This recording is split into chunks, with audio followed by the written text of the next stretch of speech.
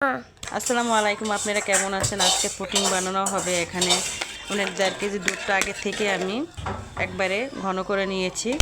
আর আপনি যতটুকু আপনি চিনি খাবেন সেই পরিমাণ আপনারা চিনিটা আপনারা এখানে ইউজ করবেন। আর এখানে 3টা ডিম নিব।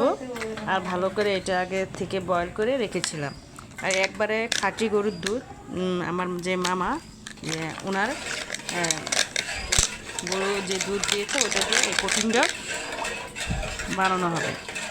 আর আমি কিন্তু এটা বাড়িতে এটা করেছিলাম। আর যে এখানে আপনার আগারগা যে পাউডারটা ছিল ওটা দিয়েই পুডিংয়ের যে এটা যেমন হবে, ক্যারামেলটা আগের থেকে একটা করে রেখেছিলাম।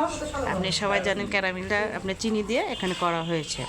এটা ঠান্ডা হওয়ার জন্য আপনার একটা পানিতে বসানো হয়েছে। আর দুধটা আগের থেকে ঘন করে ঠান্ডা করে রাখা হয়েছে। দেখেন কি সুন্দর একটা গোল্ডেন কালারের একটা ক্যারামেল আপনার তৈরি করা হয়েছে। এটা আমি দেখাচ্ছি আপনাদেরকে জন্য। আর এখনই আমরা দুধটা ভালোভাবে একটু ঠান্ডা হওয়ার পরে আমরা এই ডিমটা দুধের সাথে মিক্স করার পরে এটাকে ছেঁকে তারপরে কিন্তু আমরা বাটিতে এই দুধটা দিব।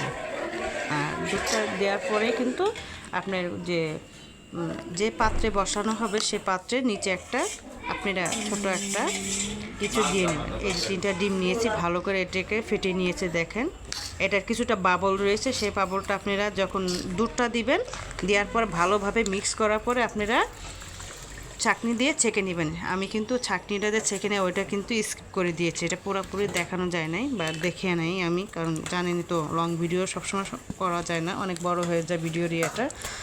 তাই ভালো করে এটা আমি গুলে নিয়েছি। কতক্ষণ আপনার 5 মিনিটের মতো ভালো করে আপনারা দুধ আর ডিমটা ভালো করে আপনারা অ্যাটাচ করে নেবেন। আর দুধটা অবশ্যই ঠান্ডা করে নেবেন, মানে আপনার হাতের আঙ্গুলটা জানি সেরকম সয় ওরকম। দেখেন আমি দুধটা আগে ওই বাটিতে, যে বাটিটা ক্যারামেল করা ছিল ওটা ঢেকে নিয়েছি। আর ফাইনাল লুকটা দেখেন কি সুন্দর আমরা এটা ঢেলে নিয়েছি। একবার ফাইনাল লুকটা দেখালাম আমি আপনাদেরকে, একবারে সুন্দর মাশাআল্লাহ। একবারে মনে করছিলাম যে পুডিংটা মনে ভেঙে টেঙে যাবে না, মাশাআল্লাহ আমার বোন খুব সুন্দর করে এটাকে ট্রের ভিতরে সার্ভিং করেছে। এখন এটাকে সুন্দর করে আমার বোন এটাকে কেটে নেবে। আর আশেপাশে কিন্তু অনেক আওয়াজ হচ্ছিল, আমার ভাগ্নি আমার বাচ্চারা খুব কথা বলছিল যখন আমি ভিডিও করছিলাম আমার বোনের সাথে। আমার বোনটা এই যে ছুরি দিয়ে আমার বোন কেটে নিয়েছে, আমি আসলে ভিডিও করতেছিলাম পাশে দাঁড়িয়ে। আর আমার মেয়ে ছেলে আমার বোন এখানে ছিল। তা আপনারা ভালো থাকবেন, সুস্থ থাকবেন। আর পুডিংটা কেমন হয়েছে সেটা বলবেন। আর সবাইকে শুভেচ্ছা জানালাম। আর পুডিং খাওয়া দাওয়াত রইল আপনাদের সবাইকে।